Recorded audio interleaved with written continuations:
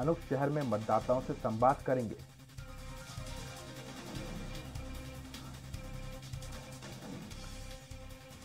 तो इस खबर पर जानकारी के लिए लखनऊ से हमारे संवाददाता निशांत चौरसिया जुड़ चुके हैं। निशांत, हमने देखा कि मेरठ और गाजियाबाद के बाद आज सीएम योगी आदित्यनाथ बुलंदशहर और हापुड़ के दौरे पर भी रहेंगे, तो किस तरह से ये उनका कार्यक्रम है आज का?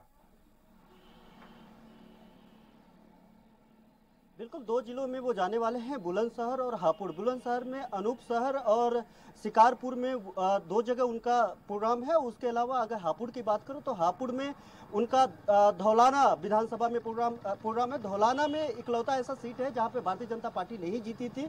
धौलाना से असलम चौधरी वहां से जीते थे, बसपा में हुआ करते थे। अब असलम चौधरी समाजवादी पार्टी की तरफ से चुनाव लड़ेंगे। वो सीट इंपॉर्टेंट है। बुलंदशहर की बात करें तो 5 की 5 सीटें जो है भारतीय जनता पार्टी ने 2017 में जीता था, क्लीन स्वीप कर दिया था। वहां से बुलंदशहर भारतीय जनता पार्टी का एक नया गढ़ बन गया था 2017 में। वहां पे वो जाएंगे, अनूप शहर और शिकारपुर में वो जाकर के डोर टू डोर कैंपेनिंग करेंगे। वहां के प्रभावी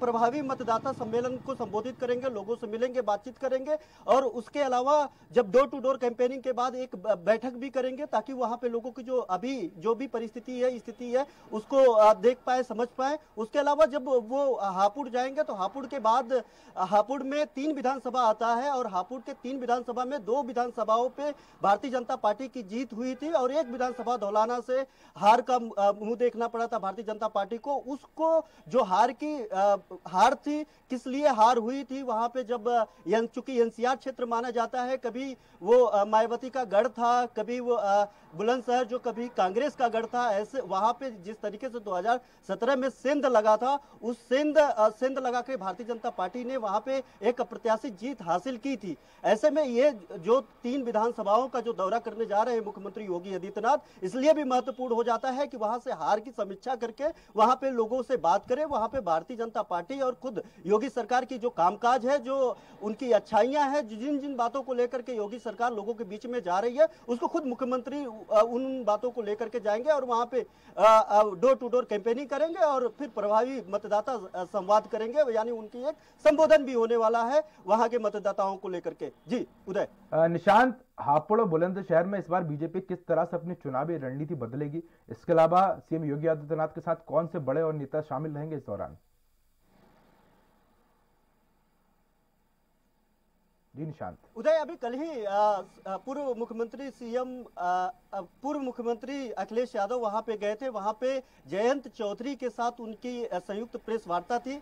अखिलेश यादव लगातार जिलों का दौरा कर रहे हैं। कल वो गए थे, आज खुद सीएम योगी आदित्यनाथ वहां पे जाएंगे। जाहिर सी बात है कि उन सब सारी बातों का वो जवाब देंगे। जिन मुद्दों को लेकर के अखिलेश यादव और जयंत चौधरी वहां पे अपनी बातों को रखे थे, जिन बातों को उठाए थे, और ये उनका आज मुख्यमंत्री योगी आदित्यनाथ उन लोगों को जवाब दे सकते हैं। और साफ जाहिर है कि पश्चिमी उत्तर प्रदेश को लेकर के भारतीय जनता पार्टी शुरू से ही सक्रिय है। हालांकि विपक्ष की अगर बात करें, विपक्ष बहुत बाद में वहां के दौरे कर रहा है, लेकिन सीएम योगी आदित्यनाथ की बात करें और अमित शाह की बात करें, जेपी नड्डा और जो भी शीर्ष नेता हैं उन लोगों की बात करें तो वो लगातार पश्चिमी उत्तर प्रदेश का दौरा कर रहे हैं।